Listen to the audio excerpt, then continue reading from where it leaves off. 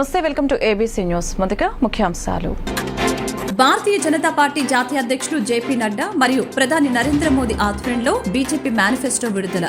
Media సమావేశంలో మాట్లాడిన Bharatiya Janata party తూర్పు నియోజకవర్గ convener doctor Sanakkayala Umashankar. TDP Visakha అధ్యక్షుడు గండి బాబ్జీ ఇంట జరిగిన బీజేపీ జనసేన టీడీపీ కూటమి అభిమానుల కార్యకర్తల ఆత్మీయ సమావేశం. సమావేశానికి ముఖ్య అతిథిగా హాజరైన అనకాపల్లి ఉమ్మడి ఎంపీ అభ్యర్థి సీఎం రమేష్, పెందుర్తి ఎమ్మెల్యే అభ్యర్థి పంచకల్ల రమేష్ బాబు.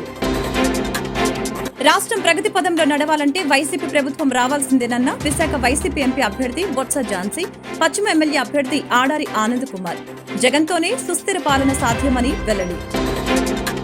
అరకు ఎన్నికల ప్రచారంలో బీజేపీ కూటమి ఎంపీ అభ్యర్థి కొత్తపల్లి గీతకు బ్రహ్మరథం పడుతున్న మహిళలు, అభిమానులు.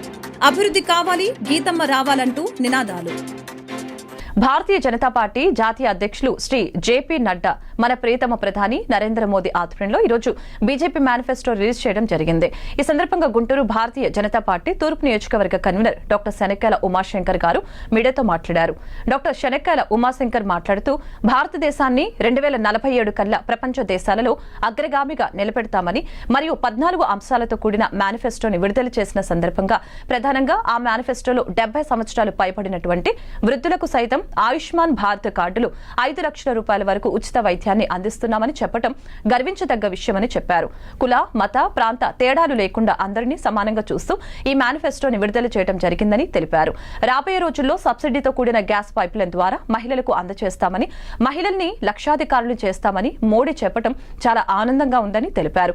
ఈ కార్యక్రమంలో షేక్ రఫీ, కో కన్వీనర్ మరియు మండల అధ్యక్షులు రమణ మరియు ఓబీసీ మోర్చా నాయకులు శ్రీ కామేపల్లి వెంకటేశ్వరరావు మరియు మైనార్టీ మోర్చా రాష్ట్ర కార్యవర్గ సభ్యులు షేక్ గౌస్ పీర, రఫూర్ తదితరులు పాల్గొన్నారు. అనేక కార్యక్రమాలు తీసుకొచ్చారు. ఈ యొక్క కార్యక్రమాలతో మన భారతదేశాన్ని 2047 అంటే 2047 కల్లా అంతర్జాతీయంగా 3వ స్థానానికి తీసుకువెళ్ళి అక్కడి నుంచి విశ్వగురువు స్థానానికి తీసుకెళ్లే దిశగా మోడీ గారు ప్రయత్నం చేస్తున్నారు.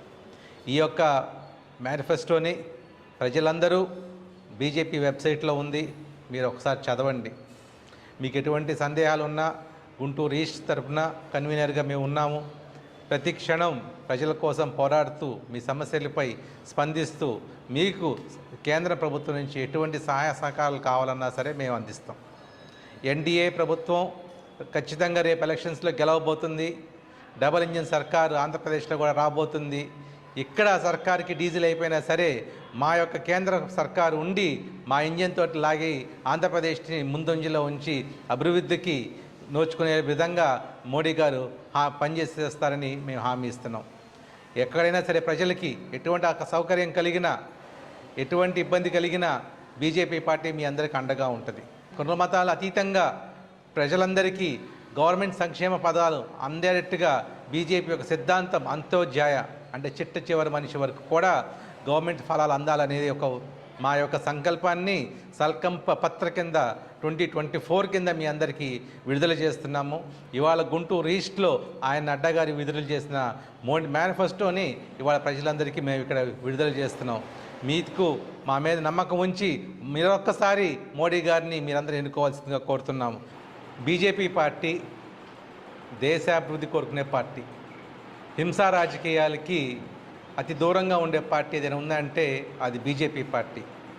కులమత వర్గాలని అన్నింటినీ లేకుండా అవసరమైన ప్రజలందరికీ సంక్షేమం, అభివృద్ధి అందించే ఏకైక పార్టీ బీజేపీ పార్టీ. నిన్న సీఎం జగన్మోహన్ రెడ్డి గారి మీద జరిగిన అటాక్ని భారతీయ జనతా పార్టీ గుంటూరు ఈస్ట్ నుంచి తీవ్రంగా ఖండిస్తున్నాం. హింసా రాజకీయాలని బీజేపీ ఎప్పుడు ప్రోత్సహించదు. ఏదైతే ఆ అటాక్కి పాల్పడిన వాళ్ళని, దోషుల్ని వెంటనే పట్టుకొని శిక్షించాల్సిందిగా గవర్నమెంట్ని మేము డిమాండ్ చేస్తున్నాం. హింసా రాజకీయాలకి దూరంగా ఉండి అభివృద్ధిని కోరుకునే పార్టీ బీజేపీ పార్టీ. అందరు ప్రజలు బీజేపీ పార్టీని ఆదరించాల్సిందిగా కోరుతున్నాం. అందరికీ నమస్కారం. ఈరోజు మన భారతీయ జనతా పార్టీ జాతీయ అధ్యక్షులు జేపీ నడ్డా గారు, అదేవిధంగా మన ప్రీతమ ప్రధాని నరేంద్ర మోదీ గారి ఆధ్వర్యంలో జాతీయ కార్యాలయంలో బీజేపీ సంకల్ప పత్రం 2024 నినాదంతో మేనిఫెస్టోను 14 అంశాలతో కూడినటువంటి మేనిఫెస్టో విడుదల చేయడం జరిగింది. ఇందులో ప్రముఖంగా మహిళలకు, అదేవిధంగా వృద్ధులకు 70 ఏళ్లు దాటినటువంటి పైబడిన వృద్ధులకు కూడా ఆరోగ్యాన్ని అందించాలనే సంకల్పంతో 5 లక్షల ఆయుష్మాన్ భారత్ కార్డు 70 ఏళ్ల వృద్ధులకు కూడా పనికొచ్చే విధంగా మన ప్రీతమ ప్రధాని గారు మేనిఫెస్టోలో నడ్డా గారు చేర్చడం జరిగింది. ఇందులో 14 పాయింట్లతో కూడినటువంటి మేనిఫెస్టోలో ప్రతి ఒక్కరికి పేద, బడుగు, బలహీన వర్గాలందరినీ కూడా కలుపుకుంటూ ఈరోజు మేనిఫెస్టోని రిలీజ్ చేయడం జరిగింది. ఆ మేనిఫెస్టో రిలీజ్ సందర్భంగా గుంటూరు తూర్పు నియోజకవర్గ అసెంబ్లీ కన్వీనర్ డాక్టర్ ఉమాశంకర్ గారి ఆధ్వర్యంలో మేము కూడా ప్రజలకు తెలియజేస్తూ ఈరోజు ఈ కార్యక్రమాన్ని నిర్వహించడం జరిగింది. అందరికీ నమస్కారం, ధన్యవాదాలు. బీసీల అభ్యున్నతి లక్ష్యంగా బీపీ మండల్ సేన పనిచేస్తుందని సేన అధ్యక్షులు డాక్టర్ ఆలా వెంకటేశ్వర తెలిపారు. గుంటూరులో మంగళవారం ఆయన మీడియాతో మాట్లాడారు. బీసీ కుల గణన రాజ్యాధికారం కోసం కృషి చేస్తామని అన్నారు. అదేవిధంగా ప్రస్తుత ఎన్నికల్లో ఏ పార్టీ అధికారంగా బీసీలకు సీట్లు ఇస్తుందో అలాంటి పార్టీలకే సపోర్ట్ చేస్తామని చెప్పారు. రాష్ట్రంలో బీసీ అభ్యర్థుల గెలుపు కోసం సమిష్టిగా పనిచేస్తామని ఆయన వెల్లడించారు. ఈ సమావేశంలో బీపీ మండల్ సేన ప్రతినిధులు సాంబయ్య, తిరుపతిరావు తదితరులు పాల్గొన్నారు. వెంకటేశ్వర గారు సామాజిక సేవలో భాగంగా 2004 నుంచి మేము కలిసి ప్రయాణం చేస్తూ ఉన్నాం. చాలా కార్యక్రమాలు చేస్తూ ఉన్నాం. ఇప్పుడు దాంట్లో భాగంగానే ఈ మధ్య కాలంలోనే మనం కాంస్య విగ్రహాన్ని, బీపీ మండల్ కాంస్య విగ్రహాన్ని మనం అమరావతి రోడ్లో దేశంలోనే ఫస్ట్ టైం కాంస్య విగ్రహం తర్వాత వచ్చినాయి. బీహార్ తర్వాత మన సౌత్లో ఆ విగ్రహం బీపీ మండల్ గారి విగ్రహం, రిజర్వేషన్ పితామహుడు అయినటువంటి బీపీ మండల్ గారి విగ్రహాన్ని పెట్టుకోవడం డాక్టర్ గారి ఆధ్వర్యంలో ఆ రోజు జరిగింది. అప్పటి నుంచి కూడా సేవా కార్యక్రమాలు అన్నీ ఉధృతంగా చేసుకుంటూనే వస్తున్నాం. దాంట్లో భాగంగానే ఈరోజు బీపీ మండల్ సేన అనేది మనం నామకరణం చేసుకొని ఇర్రెస్పెక్టివ్ ఆఫ్ పార్టీస్ అన్ని కమ్యూనిటీలను కలుపుకొని, ఇప్పుడు డాక్టర్ గారు ఇందా చక్కగా చెప్పారు, ఎక్స్ప్లెయిన్ చేశారు. ఇప్పుడు ఎందుకంటే ప్రధాన పార్టీల్లో చాలామంది బీసీ అభ్యర్థులు ఒక ఎమ్మెల్యే సీటో, ఎంపీ సీటో కోరుకుంటూ ఆ పార్టీల్లో తిరుగుతూ ఉండటం అనేది మనం అన్ని చూస్తూనే ఉన్నాం. అంటే పార్టీల్లో తిరగటం, ఆ సీట్లు సంపాదించడం, దానికి ఎటువంటి అర్హతలు కావాలో అట్లాంటి అర్హతలన్నీ కూడా ఉన్నాయి. అర్హతలు మీన్స్ మీ అందరికీ తెలుసు. ప్రజాబలం, కులబలం, ధనబలం ఇవన్నీ ఉండే విధంగా ఉన్నటువంటి అభ్యర్థులు సీట్లు ఆశిస్తూ తిరుగుతూ ఉన్నారు ఏ ప్రధాన పార్టీలు, అన్ని పార్టీల్లో. కానీ అలాట్మెంట్, ఎప్పుడైతే సీట్లు అలాట్మెంట్ వచ్చేటప్పటికి అతి తక్కువ శాతం ఉన్న మరి గెలుపు గుర్రాలకని పేరుతో కొన్ని వందల ఖర్చు పెట్టేది ధనిక పెత్తందారులకే రాజకీయం పరిమితము, పేదవాడికి ఈ రాజకీయం అనేది ఊహించరానే పరిస్థితుల్లో ఈ రాజకీయ పార్టీలు ఉన్నాయి.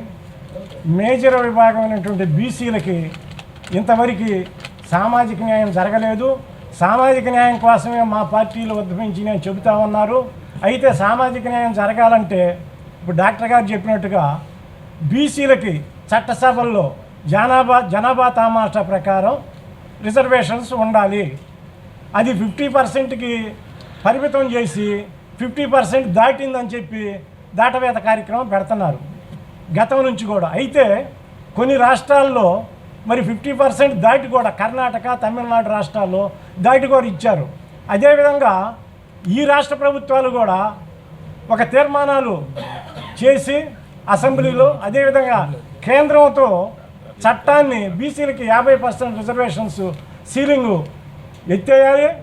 అదేవిధంగా జనాభా తామాషా ప్రకారం బీసీలకు చట్టసభల్లో రిజర్వేషన్ కల్పించాలి, మేము ప్రధానమైన డిమాండ్. తర్వాత రెండోది బీపీ మండల్ సిఫార్సులు యథాతథంగా అమలుపరచాలి. 3 సమగ్ర కులగణన చేపట్టాలి. ఈ అంశాలు ఎవరైతే మేనిఫెస్టోలో బీపీ మండల్ లాంటి మహానుభావులు 42 సిఫార్సు తీసుకొస్తే కేవలం 2 సిఫార్సు మాత్రమే అమలైతే బీసీ సమాజం ఎంతగానో వృద్ధి చెందినట్లుగా భావిస్తూ ఉన్నాం. మిగిలినటువంటి 40 సిఫార్సులు ఏవైతే ఉన్నాయో, ఏ ప్రభుత్వాలకైనా చిత్తశుద్ధి ఉంటే ఆ 40 సిఫార్సులని అమలు చేయాలని చెప్పేసి ఈ సందర్భంగా విజ్ఞప్తి చేస్తూ ఉన్నాం. అలాగే విద్యా ఉద్యోగ రంగాలలో నామమాత్రంగా అవకాశాలు వస్తూ ఉన్నాయి. విదేశీ విద్య విషయంలో మరి బీసీ విద్యార్థులు చదువుకునే విషయంలో గతంలో కొన్ని అవకాశాలు ఉంటే ఆ అవకాశాలు కూడా ఇప్పుడు లేకుండా పోయినాయి. గతంలో కూడా డాక్టర్ గారు ఆలా వెంకటేశ్వర గారు ఈ విషయం మీద అలుపెరగని పోరాటం కూడా గతంలో చేయడం జరిగింది. మిత్రులారా, ఈ 7.5 దశాబ్దాలలో కాలంలో బీసీలకు ఒక మంత్రిత్వ శాఖ కావాలని చెప్పేసి డిమాండ్ చేస్తూ ఉన్నాం. ఈ రోజున మూగ జీవాలకి ఒక మంత్రిత్వ శాఖ ఉంది, అడవులకు ఒక మంత్రిత్వ శాఖ ఉంది, ఫిషరీస్ డిపార్ట్మెంట్కి ఒక మంత్రిత్వ శాఖ ఉంది. కానీ బీసీల సమస్యలు చట్టసభలలో లేవనెత్తడానికి, వీరి కోసం సంక్షేమం కోసం ఒక మంత్రిత్వ శాఖని ఏర్పాటు చేయాల్సిన ఆవశ్యకత ఎంతో ఉంది. రాష్ట్రంలో 5 ఏళ్లుగా ఎలాంటి విధ్వంసం జరిగిందో అందరికీ తెలుసునని, మరో నెల రోజుల్లో ఈ దరిద్రం పోతుందని గుంటూరు పార్లమెంట్ తెలుగుదేశం పార్టీ అభ్యర్థి పెమ్మసాని చంద్రశేఖర్ అన్నారు. పొన్నూరు తెలుగుదేశం పార్టీ అభ్యర్థి ధూళిపాల నరేంద్రతో కలిసి ఆయన పెదకాకాని మండలం కొప్పురావూరు వెనిగడ్ల గ్రామాల్లో తెలుగుదేశం పార్టీ ఎన్నికల ప్రచారం చేపట్టారు. ఈ సందర్భంగా పెమ్మసాని చంద్రశేఖర్ మాట్లాడారు. వైసీపీ నీచ రాజకీయ సంస్కృతికి పాల్పడుతుందని, పవన్ కళ్యాణ్ వంటి మంచి వ్యక్తిని ఓడించాలని చూస్తున్నారని అన్నారు. జగన్ ప్రభుత్వం రోడ్లు, డ్రైనేజీ, త్రాగునీరు వంటి మౌలిక వసతులు కూడా జగన్ ప్రభుత్వం కల్పించలేదని విమర్శించారు. తెలుగుదేశం పార్టీ ప్రభుత్వం వచ్చిన తర్వాత గుంటూరు పార్లమెంటు పరిధిలో త్రాగునీటి సమస్య లేకుండా చూస్తామని అన్నారు. తెలుగుదేశం పార్టీ ప్రభుత్వ హయాంలో ప్రారంభించిన పెదవడ్లపూడి ఎత్తిపోతల పథకాన్ని వైసీపీ ప్రభుత్వం ఆపేసిందని, తమ అధికారంలోకి వచ్చిన తర్వాత పనులు పూర్తి చేసి పెదకాకాని మండలంలో చివరి ఆయకట్టుకు సాగునీటి సమస్య లేకుండా చూస్తామని హామీ ఇచ్చారు. గుడులు ఉన్నప్పుడు మనిషికి ప్రకృతి మీద, దేవుడి మీద కొద్దిగా ప్రేమ, భయం అనేది కలుగుతూ ఉంది. ఇందాక వారు చెప్తా ఉన్నట్టు ప్రకృతిలో ఎక్కడ దొరికితే అక్కడ దోచుకొని అవినీతి సొమ్ము తీసుకొని పెద్దిరెడ్డి కానీ, మిథున్ రెడ్డి గారు కానీ, ఇంకోళ్ళు కానీ నిజాయితీ పరుల నిలువెత్తు నిజాయితీకి నిదర్శనమైనటువంటి పవన్ కళ్యాణ్ గారిని ఓడించడానికి ఆ విధంగా ప్రయత్నాలు చేస్తూ ఉన్నారంటే మీరందరూ అర్థం చేసుకోవాలి ఎలాంటి నీచ రాజకీయ సంస్కృతిలో మనందరం ఉన్నాం అనేది. సరే, ఏదేమైనప్పటికీ ప్రజలు చాలా తెలివైన వాళ్ళు, సరైన సమయంలో మంచి తీర్పు ఇస్తారు. ఈసారి దాని గురించి వదిలేసేయండి. పవన్ కళ్యాణ్ గారిని ఓడించడం ఈసారి ఆ రాసిన బ్రహ్మతరం కూడా కాదు కాబట్టి అది అసలు ఇష్యూయే కాదు. రెండోది, విధ్వంసం గురించి నేను మాట్లాడాల్సిన అవసరం లేదు. మీరు ఈ సిమెంట్ రోడ్లు ఇక్కడ ఏదైనా అభివృద్ధి జరిగిందంటే ఎవరు చేశారో మీ అందరికీ తెలుసు. ఈ లాస్ట్ 5 సంవత్సరాల్లో ఏ అభివృద్ధి జరిగిందో కూడా మీకు తెలుసు. 3 విషయాలు ఇక్కడ. ఒకటి, లిఫ్ట్ ఇరిగేషన్, అది లిఫ్ట్ ఎక్స్టెన్షన్ పైప్ ద్వారా 1 కిలోమీటర్ వాటర్ అనేది అది సాధ్యం అని చెప్తా ఉన్నారు. కాబట్టి దాన్ని నరేంద్ర గారు, నేను ఫస్ట్ కంపల్సరీగా టేకప్ చేసి అది ఫినిష్ చేసే ప్లాన్ చేస్తాం. అది ఒకటి. రెండోది, రైల్వే లైన్ అదన్నారు, అది కొద్దిగా కాంప్లికేటెడ్, ఎందుకంటే స్టేట్ గవర్నమెంట్ నుంచి ల్యాండ్ ఎక్విజిషన్ చేయాలంటున్నారు. దాంతో ఒకసారి ఈ రోజు రాష్ట్రం అంతా అప్పుల్లో ఉంది. అది ఎంతవరకు సాధ్యం ఇమీడియట్ గా నాకు తెలియదు. బట్ స్టేట్ గవర్నమెంట్ బాబు గారితో మాట్లాడతాం. అది సాధ్యమైతే ఆ ల్యాండ్ ఎక్విజిషన్ చేసి రైల్వే అధికారులతో కూర్చొని చేయగలిగితే చేస్తాం. అది మాత్రం రెండోది. అది 100% గ్యారంటీ కాదు. మూడోది, ఈ చుట్టుపక్కల ప్రాంతంలో ఇళ్లు, ప్రతి పేదవాడు ఎవ్వరు కూడా ఇళ్లు లేకుండా ఈ రాష్ట్రంలో ఉండకూడదు, ముఖ్యంగా మా పార్లమెంట్ సెగ్మెంట్ లో ఉండకూడదు. కాబట్టి ఈ చుట్టుపక్కల ప్రాంతంలో అవసరమైతే ల్యాండ్ కొని 2 సెంట్లు 3 సెంట్లు ఇచ్చే విధంగా, ఒకవేళ జగన్మోహన్ రెడ్డి గారి చుట్టుపక్కల ఎక్కడన్నా కొన్ని 1 సెంట్ ల్యాండ్స్ కనుక ఇల్లు కనుక ఇస్తే వాటిలో కూడా ఇల్లు కట్టించే విధంగా కూడా నేను, నరేంద్ర గారు తీసుకొని తప్పనిసరిగా ఈ ప్రాంతం సమగ్ర అభివృద్ధికి కృషి చేస్తామని తెలియజేసుకుంటూ మీ అభిమానానికి కృతజ్ఞతలు. మళ్ళీ వస్తాం. Thank you. అరకులో ఎన్డీఏ కూటమి ఎంపీ అభ్యర్థి కొత్తపల్లి గీతాకు ప్రజలు బ్రహ్మరథం పట్టారు. ఎన్నికల సందర్భంగా అరకులో ప్రచారం నిర్వహిస్తున్న కొత్తపల్లి గీతాకు ప్రధాన రహదారుల పొడవున బీజేపీ, టీడీపీ, జనసేన కార్యకర్తలు, నాయకులు స్వాగతం పలికారు. అరకు శివారు నుంచి కిలోమీటర్ల మేర వాహనాలతో భారీగా కొత్తపల్లి గీత అభిమానులు, కార్యకర్తలు పాల్గొన్నారు. అడుగడుగున గీతకు మంగళహారతులు, గిరిజన సాంప్రదాయ నృత్యాలతో స్వాగతం పలికారు. మళ్లీ రావాలి, గీత రావాలి అంటూ నినాదాలు చేశారు. ఏది లేదు, ఉద్యోగాలు లేవు, డిఎస్సి లేదు. గిరిజన ప్రాంతాల్లో ఈ రోజు సంతకాలు పెట్టి, ఫోర్జరీ సంతకాలు పెట్టి మన భూములు అనంతగిరిలో దోచుకోవడం జరిగింది. చనిపోయిన వాళ్ళ సంతకాలు కూడా పెట్టి దోచుకోవడం జరిగింది. ఈ రోజు మనం చూస్తే మన ఏజెన్సీ ప్రాంతం ప్రతి ఒక్క గిరిజనుడు ఈ రోజు దోపిడీకి గురవుతున్నారు. కాబట్టి నా అక్క చెల్లెములందరికీ నేను ఒకటే కోరుకుంటాను, నరేంద్ర మోదీ గారు ఈ రోజు మనకి భారతదేశాన్ని ప్రపంచంలోనే విశ్వ గురువులా పెట్టారు. అవునా కాదా? కాబట్టి ఈ రోజు మన రాష్ట్ర ప్రగతి సాధించాలంటే కేవలం అది నరేంద్ర మోదీ గారి ద్వారా, బీజేపీ ప్రభుత్వం ద్వారానే సాధ్యమవుతుంది. ఈ రోజు మనం చూస్తే అరకు ప్రాంతం షెడ్యూల్ 5 ఏరియా కింద వస్తుంది. షెడ్యూల్ 5 ఏరియా అంటే ₹1 నిధి వచ్చినా కూడా కేంద్ర ప్రభుత్వం నుంచి రావాల్సిందే. నేను 2014 నుంచి 19 వరకు ఎంపీగా చేశాను. మీ అందరికీ కూడా నేను తెలుసమ్మా. మనం ఏం తెచ్చుకున్నా? అద్దాల రైలు తెచ్చుకున్నామా? అద్దాల రైలు ఈ రోజు అరకుకు వచ్చిందంటే దానికోసం ఎంతో కృషి చేయడం జరిగింది. అలాగే మన హైవే 420 కిలోమీటర్ల హైవే మొత్తం మన అరకు ప్రాంతాన్ని కలిపేదిగా రాజమండ్రి నుంచి విజయనగరం వరకు మన ప్రాంతంలోంచి వెళ్ళే హైవేని నేను తెచ్చుకోవడం జరిగింది. అలాగే చూస్తే మెడికల్ కాలేజ్, మన అరకుకు ఒక మెడికల్ కాలేజ్ కావాలని చెప్పి పాడేరులో 650 పడకల మెడికల్ హాస్పిటల్ కాలేజ్ కూడా ఈ రోజు మనం సాధించుకోవడం జరిగింది. మన ప్రాంతంలో 28 ఏకలవ్య పాఠశాలలు సాధించుకోవడం జరిగింది. ఇదంతా కేంద్ర ప్రభుత్వ నిధులతోనే సాధించడం జరిగింది. ఇప్పుడు మనం చూస్తే మన మేనిఫెస్టో రిలీజ్ అయింది. ప్రతి ఒక్కరికి కూడా ఈ రోజు మన ఇంట్లో ఉన్న వృద్ధులకు 70 సంవత్సరాలు దాటిన వృద్ధులకు ఈ రోజు మన రాష్ట్ర ప్రభుత్వం రాజీవ్ ఆరోగ్యశ్రీ లేదు కదా, లేదు. ఆరోగ్యం కోసం హాస్పిటల్కి వెళ్తే దోపిడీకి గురవుతున్నాం. అలాంటిది ప్రధానమంత్రి గారు ఆయుష్మాన్ భారత్ కార్డు తీసుకొచ్చారు. ఆయుష్మాన్ భారత్ మన రాష్ట్రంలో అమలు జరగట్లేదు. ఈ రోజు మన కూటమి ప్రభుత్వం అధికారంలోకి వస్తే ఆయుష్మాన్ భారత్ కార్డు ద్వారా మన కుటుంబానికి 5 లక్షలు ప్రతి సంవత్సరం మనకి మెడికల్ ఫెసిలిటీ కలుగుతుంది. అలాగే కాకుండా వృద్ధులకు 70 సంవత్సరాలు దాటిన వృద్ధులకు 5 లక్షల రూపాయలు ప్రతి ఒక్క కుటుంబంలో ఉన్న వృద్ధులకు చెందుతుంది. అలాగే కాకుండా ఇక్కడ అనేక మంది వ్యాపారవేత్తలు ఉన్నారు. వాళ్ళకి ఎంఎస్ఎంఈల ద్వారా ఎన్నో రకాలైన రాయితీలు కేంద్ర ప్రభుత్వం ప్రకటించడం జరిగింది. అలాగే ముద్రా లోన్స్ చాలా మంది తీసుకున్నారు.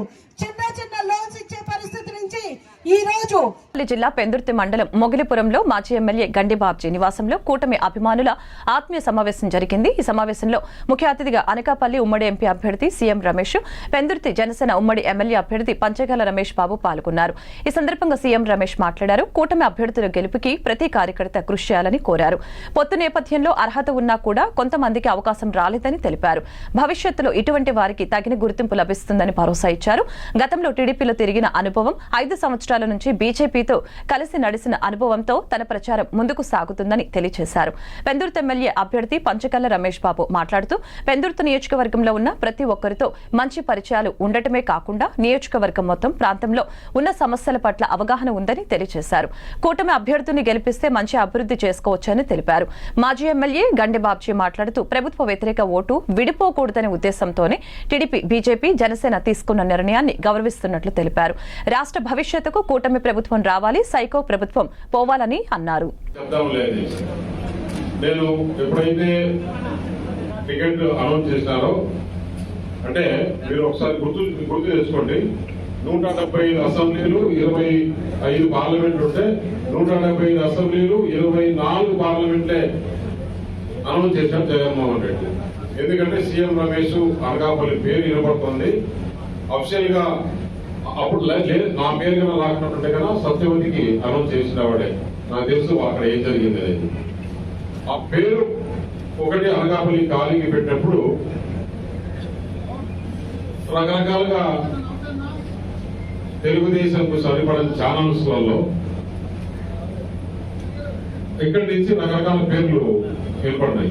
దాంట్లో గండి బాబ్జీ కూడా వైఎస్ఆర్సీపీకి పోయి అక్కడి నుంచి పార్లమెంట్ నిలబడతాడట అని చెప్పి స్క్రోలింగ్లు వచ్చాయి. ఇది ఒక పేరున్న ఛానల్స్ లోనే. అప్పుడు నేను చంద్రబాబు గారికి, లోకేష్ గారికి ఫోన్ చేశాను. ఇలా గండి బాబ్జీ పేరు వస్తుంది, ఏదైనా మీరు మాట్లాడారు అన్న. బాబ్జీ మా కుటుంబ సభ్యుడు, ఆయన పార్టీ వదిలిపోడు, మీరు చింత పెట్టుకోవాల్సిన అవసరం లేదు. మీరు ఎన్ని ఛానల్స్ లో ఎంతమంది చేసుకున్నా కానీ మీరేం గాబరా పడాల్సిన అవసరం లేదు. నేను మీకు మాటిస్తున్నా, బాబ్జీ ఎక్కడికి కూడా. అప్పుడు నాకు ఓకే అనేది. అంటే ఎందుకన్నా కానీ కొద్దిగా ఎలక్షన్స్ లో కొద్దిగా ఎమోషన్స్ ఎక్కువ ఉంటాయి. ఉన్నప్పుడు ఏంటి అనేసి నేను ఎప్పుడే ఫోన్ చేశాను. నాకు గట్టిగా లోకేష్ అయితే మరి నేను మాట్లాడాల్సిన అవసరం కూడా లేదన్నా. బాబ్జీ గారు తెలుగుదేశం మా కుటుంబ సభ్యుడు, మాది మాకు చాలా గౌరవం ఉంది అంటాను. కాకపోతే మేము అకామిడేట్ చేయలేకపోయినాం. మాకు కూడా బాధ ఉంది. తప్పకుండా రేపు డెలిమిటేషన్స్ 29 గ్యారంటీగా 50 సీట్లు పెరుగుతాయి. బాబుజీ గారికి ఉంటుంది. లేదు ఇప్పుడు 24 నుంచి 29 కూడా ఆయన ఖాళీగా పెట్టడం, ఆయనకు సముచితమైన స్థానం ఇస్తాము అని చెప్పేసి చెప్పడం జరిగింది. దాంతో నాకు కొంచెం ధైర్యం వచ్చింది. అలాగే పెద్దుర్తి నియోజకవర్గం మామూలుగా పూర్వం నుంచి కూడా తెలుగుదేశం పార్టీ ఖర్చు కూడా చాలా మంది ఇక్కడి నుంచి బాగా నాయకులు ఉన్నారు, కూడా మంచి నాయకులు ఉన్నారు. దానికి తోడు ఇప్పుడు బాబుజీ గారు, రమేష్, మన బండా సత్యనారాయణ గారు ఉన్నారు.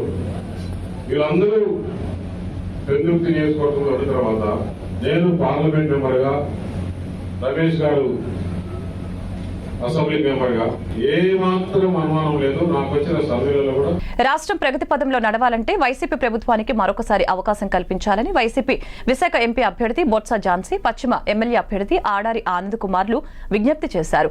89వ వార్డు కొత్తపాలెంలో వార్డు అధ్యక్షులు ఐతంశెట్టి గోపి, ఇన్ఛార్జి దొడ్డి కిరణ్, పీఏసీఎస్ చైర్మన్ ఆళ్ల పైడ్రాజు, వైఎస్ఆర్సీపీ రాష్ట్ర సంయుక్త కార్యదర్శి మల్లా శ్రీను ఆధ్వర్యంలో ఇంటింట ఎన్నికల ప్రచార కార్యక్రమం జరిగింది.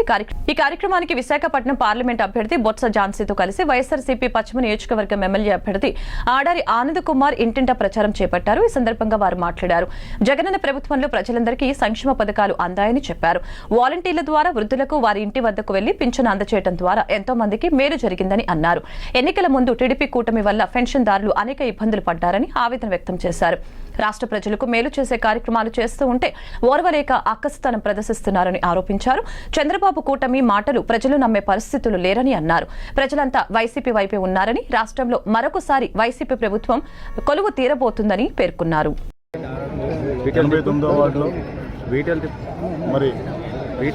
ఎంపీ అభ్యర్థి అయిన బొత్స ఝాన్సీ గారు ఈరోజు ఈ వార్డుకి పర్యటన రావడం జరిగింది. దాని సందర్భంగా ఈరోజు ఇంటింటికి కూడా తిరగడం జరుగుతుంది.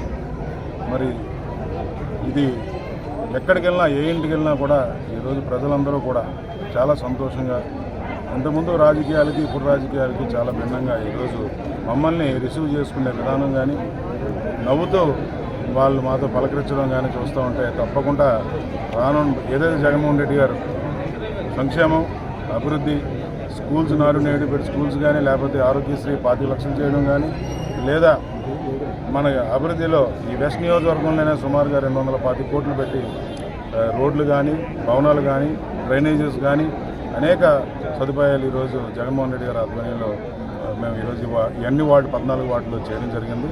ప్రజలు చూస్తున్నారు. గత 10 సంవత్సరాల నుంచి ఎటువంటి అభివృద్ధి లేదు. అభివృద్ధి ఇప్పుడే చూస్తున్నాం. ఎక్కడికి వెళ్ళినా కూడా ఈరోజు రోడ్లు కనిపిస్తున్నాయి, భవనాలు కనిపిస్తున్నాయి, అలాగే డ్రైనేజీలు కనిపిస్తున్నాయి, అలాగే సంక్షేమం కనిపిస్తుంది. ఈరోజు హాస్పిటల్కి కళ్ళు మూసుకొని 25 లక్షలు ఈరోజు ఎటువంటి ట్రీట్మెంట్ అయినా కూడా, ఎవరికి ఇబ్బంది ఉన్నా కూడా వెళ్ళే పరిస్థితి. ఇటువంటి మంచి ముఖ్యమంత్రి మళ్ళీ మాకు రావాలి అని ఆయన ఈరోజు ప్రజలందరూ చెప్పడం జరుగుతుంది. మరి ఈ మధ్యన జరిగిన సంఘటనలు కూడా తెలుసు జగన్మోహన్ రెడ్డి గారికి. ఆయన బస్సు యాత్రలో వచ్చిన స్పందన, మరి కడప నియోజకవర్గంలో అంటే ఓకే, ఆయన దేవుడు, అక్కడ అందరూ వచ్చారు. మరి కృష్ణా జిల్లాలో, అలాగే ఎన్టీఆర్ జిల్లాలో కూడా ఈరోజు విజయవాడలో కూడా ఒక 4-5 కిలోమీటర్లు. మరి ఇక్కడ ప్రత్యేకించి ఊరు ఆడపడుచుగా నాకు జగన్మోహన్ రెడ్డి గారు ఒక అవకాశం, ఎంపీగా పోటీ చేయడానికి అవకాశం ఇచ్చిన సందర్భంగా వారందరినీ కలుసుకొని ఈరోజు ఈ కార్యక్రమంలో కూడా పెద్దలు పార్టీ అధ్యక్షుడు కౌల గురువు గారు కానీ, అలాగే ఇన్ఛార్జీలు పరిశీలకులు ఇద్దరు కూడా సోదరి మల్లి కుమారాణి గారు కానీ, అలాగే పేడ రామకుమార్ గారు కానీ, అలాగే కిరణ్ గోపి, అలాగే కోటి గారు, పైడ్రాజ్ గారు, శ్రీని గారు, అలాగే ప్రచారంలోకి పాల్పంచుకునే సోదరులందరూ ఉన్నారు.